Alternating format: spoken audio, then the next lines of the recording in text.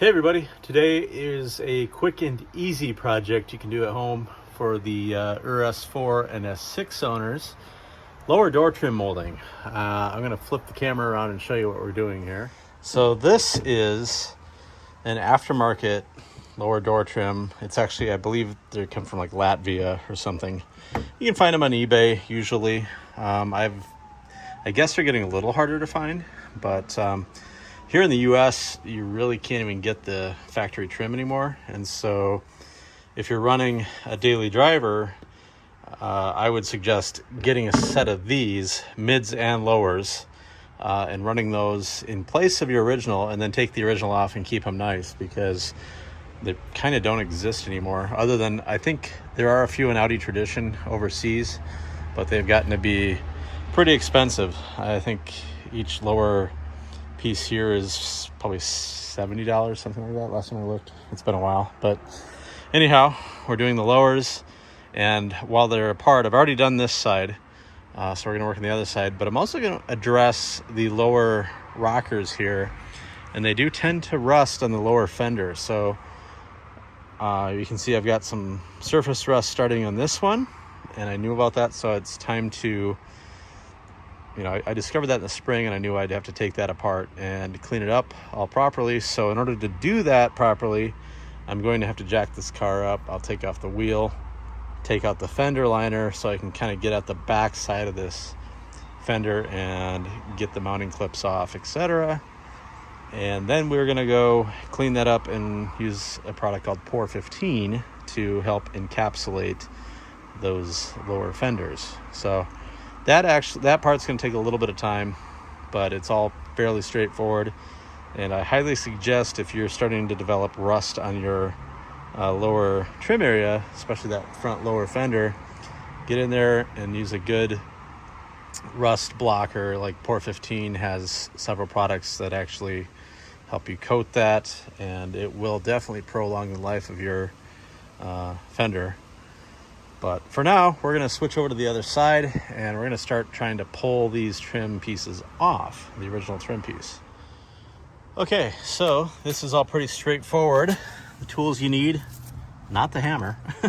You'll want some simple greeners to complete some cleaner, a toothbrush to clean once you get these trim pieces off, and also a pick, because the front pieces of these trim have this little plug in the factory trim, and it actually slides into the front piece here and helps lock them in place. So it's always good to use the little pick, get those out of there first.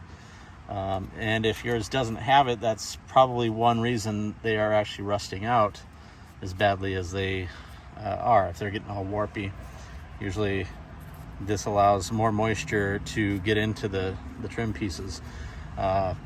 And actually for a long time, I had a habit of pulling these off at least once a year and cleaning behind them very well.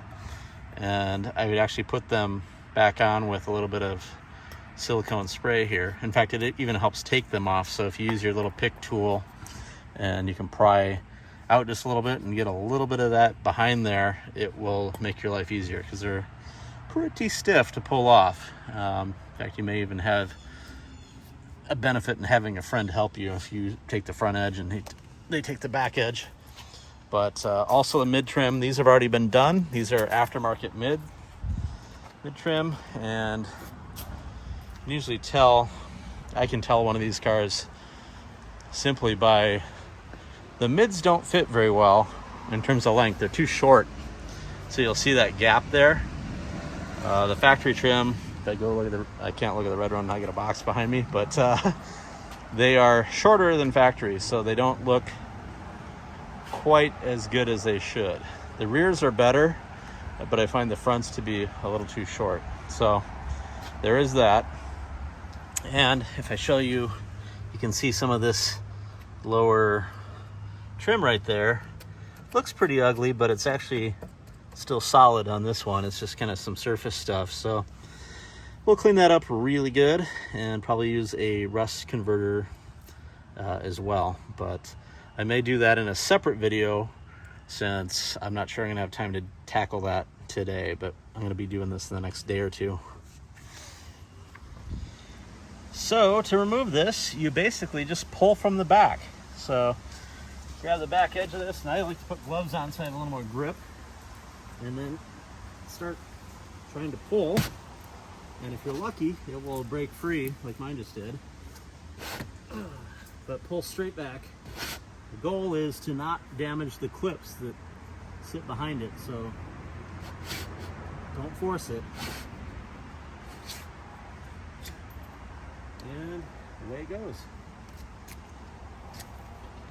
So you can see on the back side here, that front edge is rusty, and the back edge has also essentially rusted out. There's no more form in here, and the little clip just hangs there, so there's nothing for that to actually grab onto. I can just feel that what used to be the interior of that is now kind of like powder.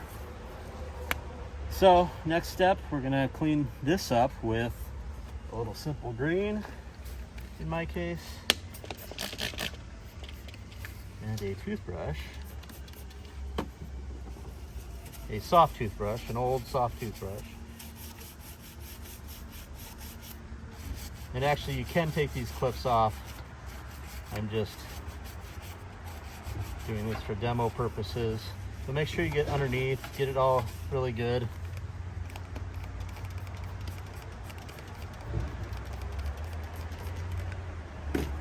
And then I will rinse this and dry it all, but I'm gonna go ahead and do the back door as well. And then I'm gonna get all this cleaned up. And the front little piece is gonna come off later because on this side it's still intact. The other side was ready to fall off, so I literally just tugged it and it came off. But normally you have to pull the back. This piece behind the wheel needs to come off from behind. There's actually a little plastic nut on the back side of this. So we'll cover that, like I said, probably in a later video. I'll show the treatment and replacement of these pieces, but I'm gonna go ahead and tackle the removal and cleaning of both front doors, and we'll come back in a second. Okay, so I've got the lower door trim removed and cleaned. Now I'm gonna take the new door trim and we're gonna slide it on the rear door. But before I do that, I'm actually going to use the silicone spray. I'm gonna spray inside the rails here and also along the top side of this rail here. And then I'm gonna spray the little clips on the door as well. If you don't do this, it's really, really hard to put these on. They have quite the snug fit, and you want to actually get them on securely. So if you do the silicone in there, you can slide them on. It's still going to be a challenge to get them on there, but it should be doable. So I'm going to go ahead and do that now on the rear door. Okay, mission accomplished on the rear door. And you can see it fits. It's going to need a little bit of, I use C-Quartz pearl on the finishes here. So once we get that, it'll all be nice and black again. But I'm going to go do the harder one now and do the front door. And then we'll be done with the basic door moldings. Like I said, buy yourself a set, run it on your daily drivers, and save your originals if they're still in good shape. Okay, let's see if we can get this one on film or digital. So, getting it started here.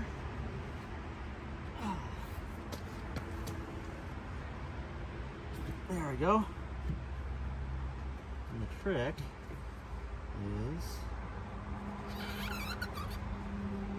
there we go. Oh, if you can get it going, keep it going. So once you stop, it tends to stick.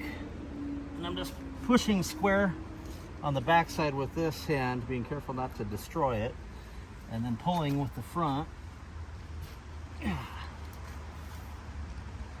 Oh man.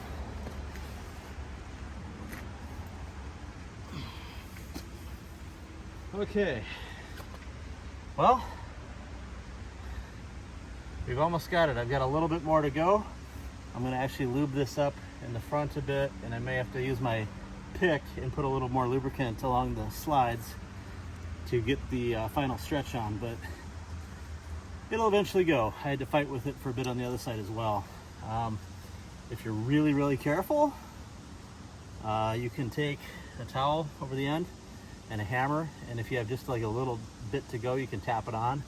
This for me is farther than I want to use the hammer with, because I could destroy the end of this, and we don't want to do that. So we'll cut and we'll fight with it the rest of the way off camera, but we're almost home.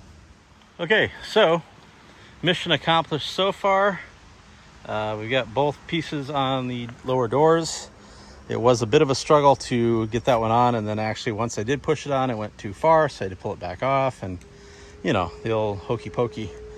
But we've got it, and my next task, like I said, in the next few days, I'm gonna jack it up, take the wheels off, and pull both of these front pieces and go after them with some Pour 15, basically to encapsulate these lower fenders. I haven't done it yet on this car, and they're basically decent, but I also noticed that I need to adjust my front door a little bit, so depending on timing for that, I may be filming that as well. But I'm noticing as I put this trim on, it's not fitting quite as flush as it should, and so my door is sitting in a little too far at the bottom, so that'll be fun.